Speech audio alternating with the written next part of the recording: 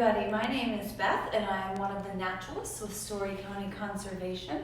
As a naturalist, my job is to do environmental education. So much of the time that looks like going into schools, doing programs.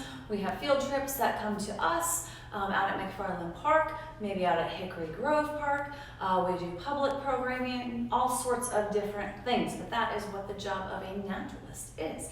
And today I would like to educate you about one of Iowa's night creatures, our owls. So owls, we have 29 species of raptors in Iowa. Now raptors, some of you might be thinking, we don't have dinosaurs in Iowa, but what I'm talking about with a raptor is a bird of prey, such as these two lovely examples up here. The word raptor means to seize with great force. So that is what a raptor is. They are using this part of their body to seize the animals that they are hunting. So they are predators. The talons that you are currently looking at are from a great horned owl, I believe.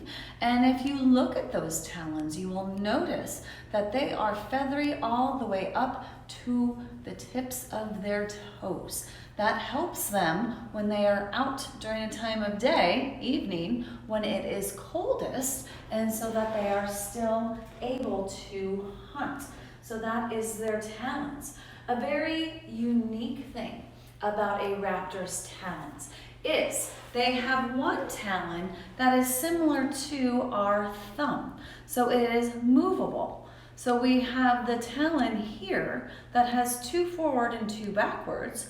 And then we have this one, which is 3 forward and 1 backwards. So they're able to move that around depending on what activity they are doing. Catching prey, sitting on a branch, they're gonna have different ways they need to grip those different items. Their talons they have extra strong feet. So they are able to squeeze up to 500 pounds per square inch. A human is 50 pounds per square inch. So, didn't do my workout today, so I'm not gonna be very strong, but if I was an owl, I would be able to push the outside edges of this tennis ball to meet in the middle, and you can tell by my voice that I am straining and it's not going anywhere. If I was an owl, that would not be a problem.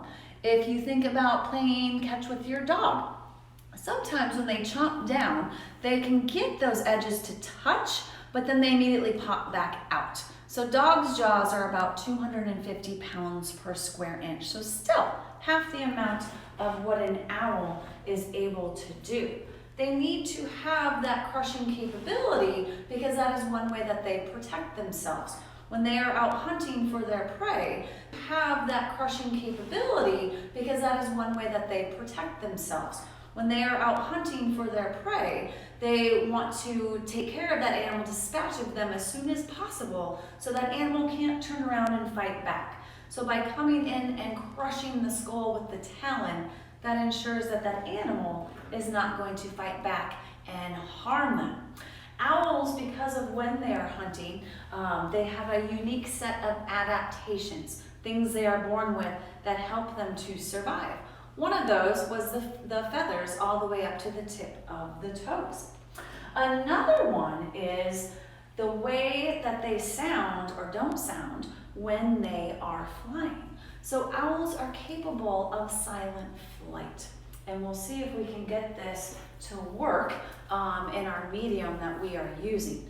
So I have in this hand an entire great horned owl, which is this guy, wing. In this hand, I have 2 turkey feathers. So think about a wild turkey. They don't have to be quiet, they aren't sneaking up on anything, so they can be as loud as they want when they are flying. So I'm going to flap 2 turkey feathers, see if you can hear it. So I can hear it from here. And then I'm going to take an entire owl wing and flap it and see if you can hear this. So silent. There are a few reasons, also makes a nice fan, a few reasons for having those silent feathers, those silent capabilities. When they are flying, they need to be able to zone in on their prey and hear them. We'll talk a little bit more about their hearing in just a moment.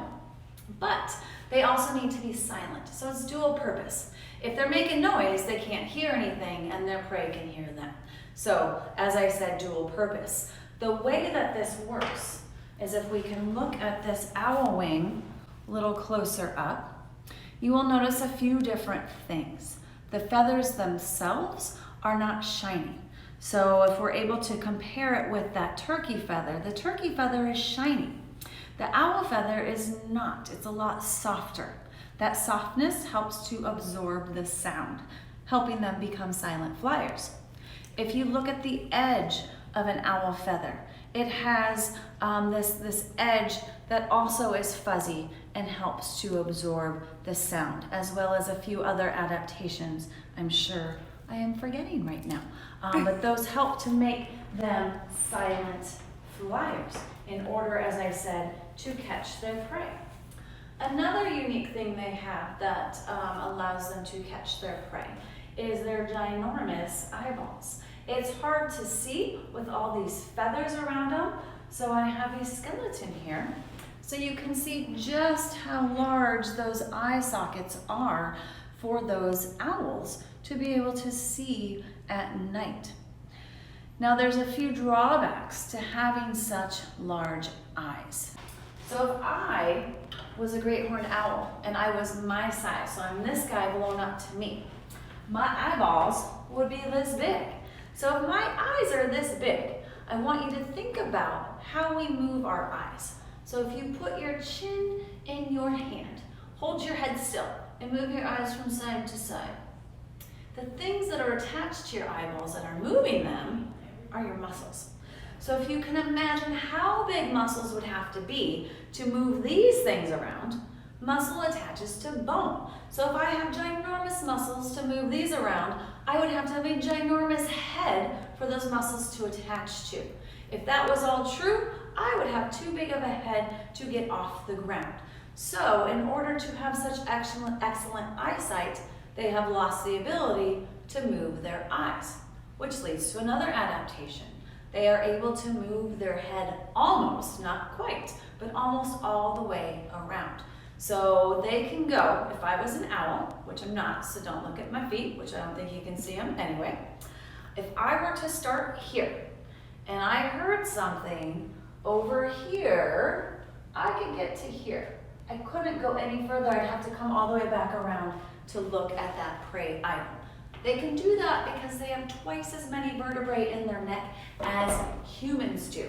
So we have 7, so they have 14 vertebrae in their neck to allow them that extra movement because their eyeballs don't move around. Another drawback to having eyes so big, if you can see just how far back in my head, I guess it might not be a drawback, but if you can see how far back in my head that my eyes would go if they were this big, owls don't have the front part of their brain.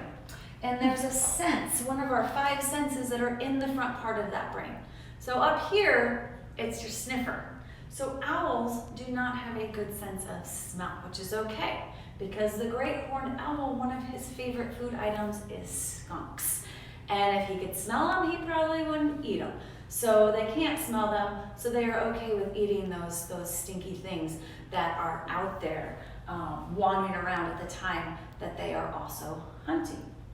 In Iowa, we have 9 owls. They are not all here year-round, but there are 3 that are. So I wanted to highlight those for you today. We do have this lovely creature, the great horned owl, and named great horned owl because of the feather tufts on their head. They are not horns, they are not ears. We will talk about that in a little bit as well, their hearing. But this helps them to blend in with their surroundings. When they are sitting, they can raise those up and it helps them blend into the background to help them camouflage, blend in better. Down here we have our barred owl, named that because of the stripes or the bars in the feathers on their chest. This is the owl who likes to cook. This owl says, "Who cooks for you?"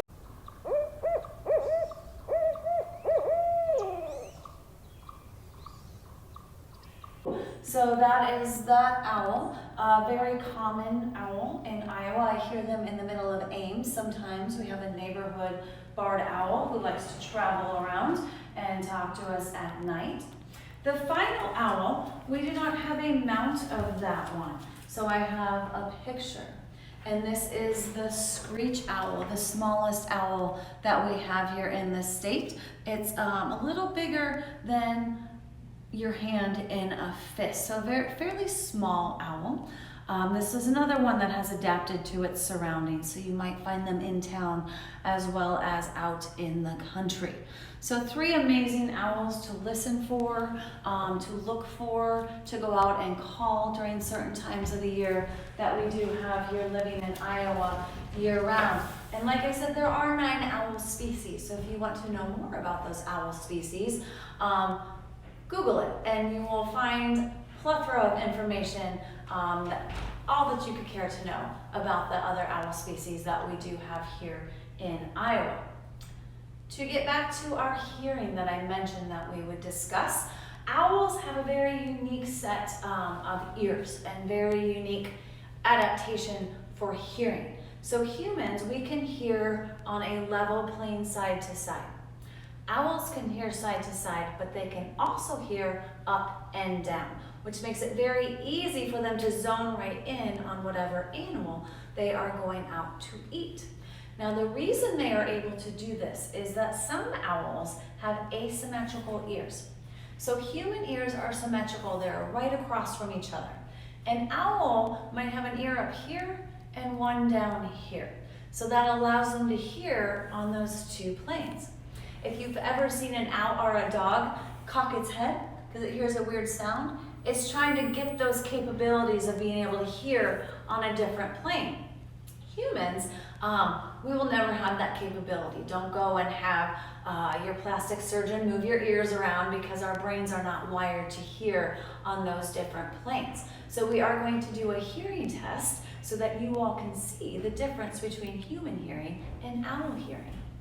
Okay, so we have a volunteer here who is going to show us that hopefully, maybe she does have owl hearing, I don't know yet, but she is going to show us how human hearing is different from owl hearing because we are going to do 2 hearing tests on her. One will be testing her human capabilities, then we will test her owl capabilities. So for your human capabilities, you're going to have your eyes closed, looking straight ahead. I will click these either on this side, your left side, or your right side. And all you need to do is point to the direction the sound is coming from.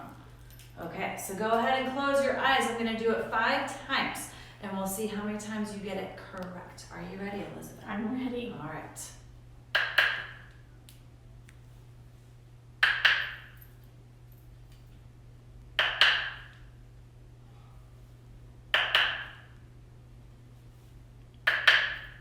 All right, awesome. I would say 5 out of 5. You passed our hearing test today.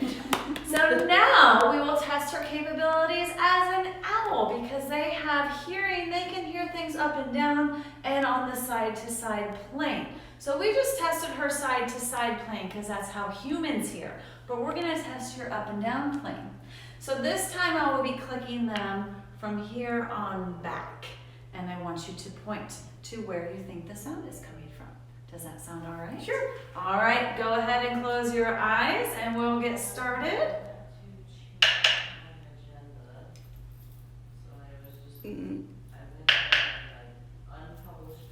Yes.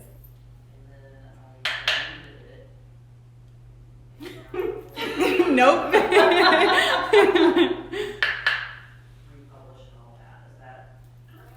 Yep.